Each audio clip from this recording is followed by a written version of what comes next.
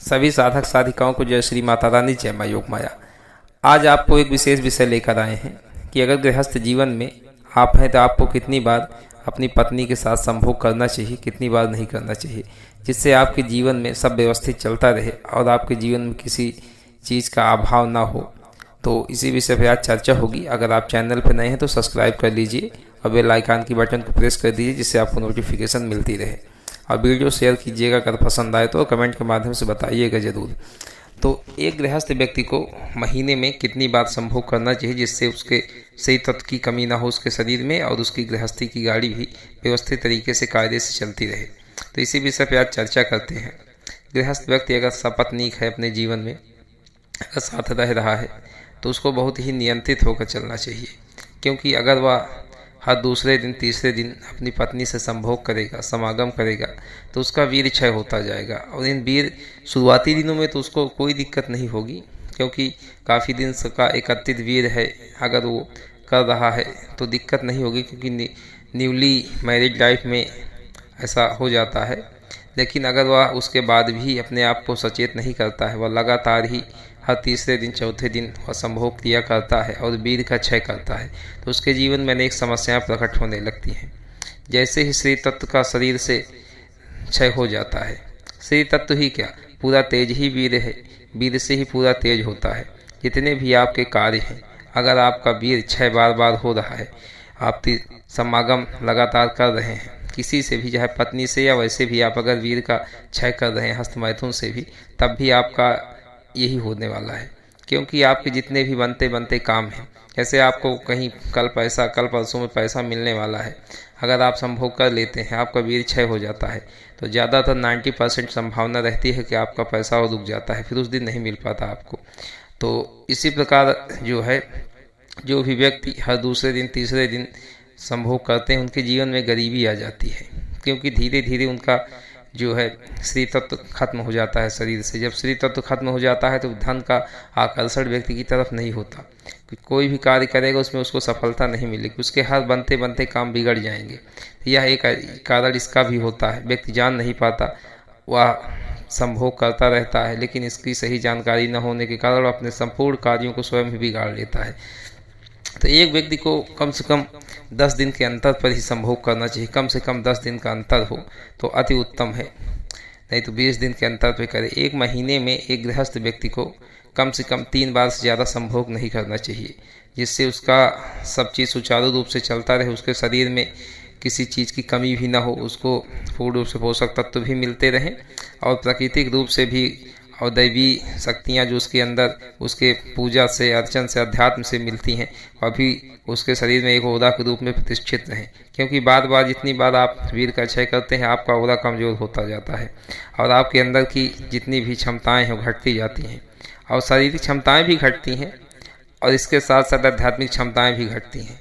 सबसे वीर का सबसे क्षय का सबसे प्रथम आपका धन ही नाश होता है। अगर वीर आपका नहीं रुक रहा है, चाहे जिस कारण से क्षय हो रहा हो, चाहे स्वप्न दोष के माध्यम से, चाहे संभोग के माध्यम से, चाहे हस्त मैथुन के माध्यम से, अगर आप वीर का क्षय कर रहे हैं तो आपके चेहरे पर तेज भी नहीं रहेगा और ना ही आपके धन के मार्ग बनेंगे। जितने ही मार्ग बनेंगे बस उतना ही होगा कि किसी तरह से आपका जीविकोपार्जन चल रहा होगा। अगर आपका वीर रुकता है तभी सारे कार्य जो भी आप काम करेंगे, आपके अंदर से वो ऊर्जा आपको आत्मबल देगी, तो वही ऊर्जा आपके हर कार्य में सफलता प्रदान करेगी।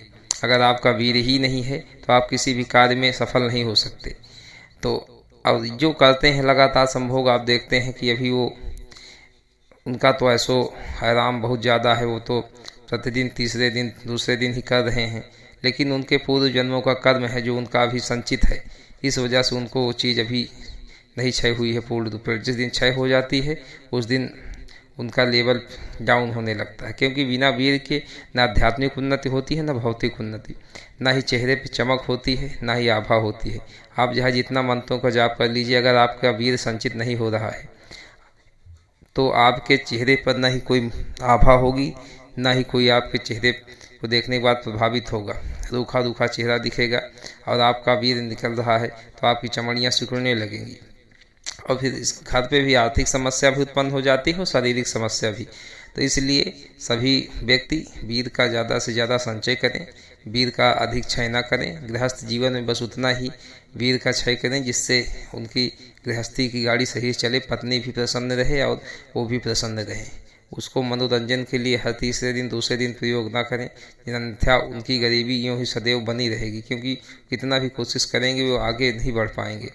यही कारण है कि जो व्यक्ति गरीब हैं वो नहीं उठ पा रहे हैं, क्योंकि उनको इस बात का ज्ञान नहीं है कि वीर को एक मनोरंजन के दृश्य से वो सपत्नीक हो जाते हैं, उसके बाद उसका क्षय करते रहते हैं और वो जहाँ जितना कमाते हैं रोज़ 400-500 जो भी उनकी प्रतिदिन की आय है कमाते हैं, शाम को उनका खर्च हो जाता है। ये भी एक बहुत बड़ा कारण होता है धन के नाश होने का। तो अगर आपको यह जानकारी अच्छी लगी हो तो इसको अपने जीवन में उतारिएगा ज़रूर और इसको शेयर कीजिएगा। अगर किसी को इसकी आवश्यकता हो इस जानकारी की, तो इस समाज में ये जानकारी फैले जिससे अधिक से अधिक लोग लाभान्वित हों और संभोग से थोड़ा विरक्त हों, क्योंकि ज़्यादा संभोग व्यक्ति के विनाश का कारण होता है, हर प्रकार से, शारीरिक रूप से भी आर्थिक रूप से भी। अगर आप किसी भी प्रकार के साधना संबंधी मार्गदर्शन प्राप्त करना चाहते हैं, किसी प्रकार की दैवीय सिद्धियां प्राप्त करना चाहते हैं, साधक से सिद्ध बनना चाहते हैं, गृहस्थ जीवन में रहते हुए भी आप सिद्ध बनना चाहते हैं, तो आप जो नंबर स्क्रीन पर दिखाई दे रहा है इस पर संपर्क कर सकते हैं, व्हाट्सएप मैसेज डाल सकते हैं। आप हमारे पास आके सानिध्य साधना भी कर सकते हैं और ऑनलाइन भी साधना कर सकते हैं। किसी प्रकार की आपकी कोई भौतिक परलौकिक समस्या है, आर्थिक समस्या है जिसका आपके पास निराकरण नहीं है, तो आप अपना परीक्षण करा के शक्तियों के माध्यम से आप उपाय जान सकते हैं। कोई किसी भी प्रकार की आपको वार्ता करनी है आध्यात्मिक या भौतिक, तो आप जो नंबर स्क्रीन पर दिखाई दे रहा है आप इस पर कॉल कर सकते हैं। तब तक के लिए सभी माँ के भक्तों को जय श्री माता रानी, जय माँ योग माया।